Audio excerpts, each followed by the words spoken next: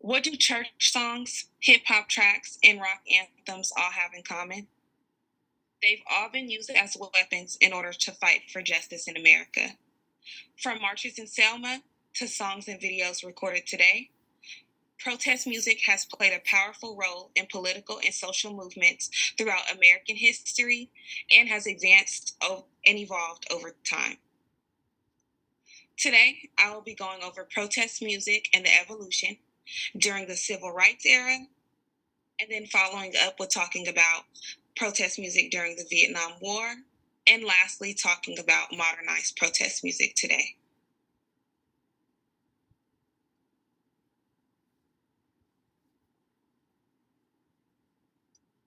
Okay, let's talk about protest music during the civil rights era.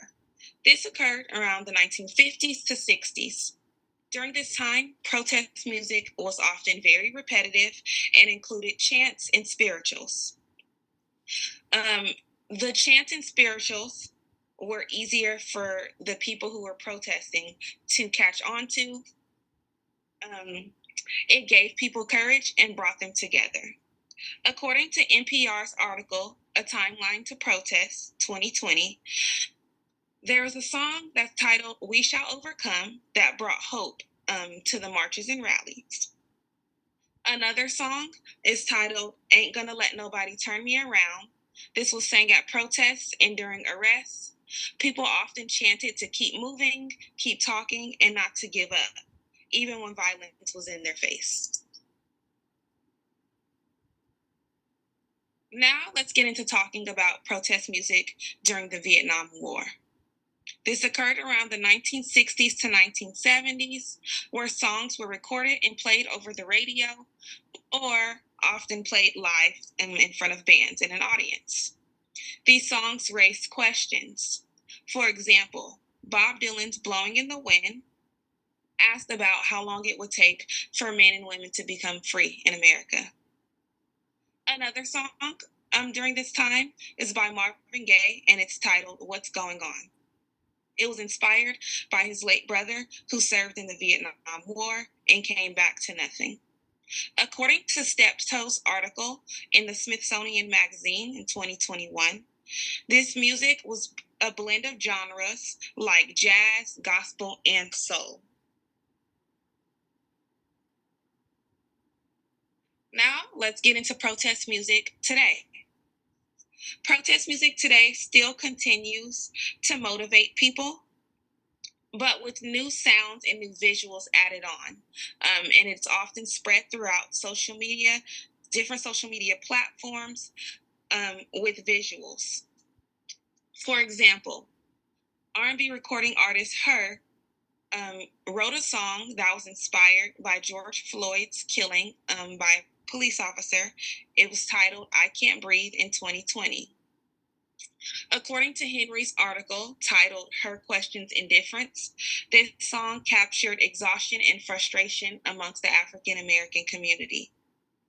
It was spread throughout social media platforms like Instagram, YouTube, and TikTok, and later landed her a Grammy because of how many people it touched. Another song during today's era is titled All Right by Kendrick Lamar. You may have heard the line, We Gon' Be All Right, which is chanted at different protests and rallies today. It was written in response to police brutality and racism. Kendrick Lamar did not want to reflect on pain. He wanted to reflect more on hope and resilience amongst the African American community. According to Limbong's article titled Both Party and Protest 2019, it reminds people that even when things are hard, African Americans are still able to push through and keep going. Here is a visual representation of a protest video.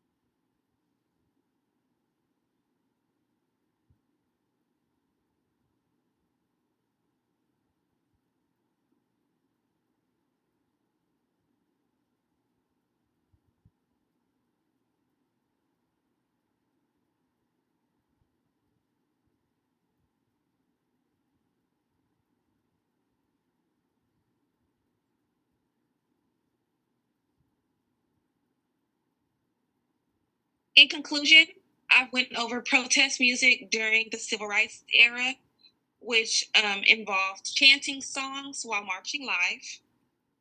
I went over protest music during the Vietnam War, which blended different genres together in race questions and awareness during this time. The protest music was often live or on radios. And lastly, I've discussed modern day protest music, which incorporates visuals, songs, and social media. Thank you.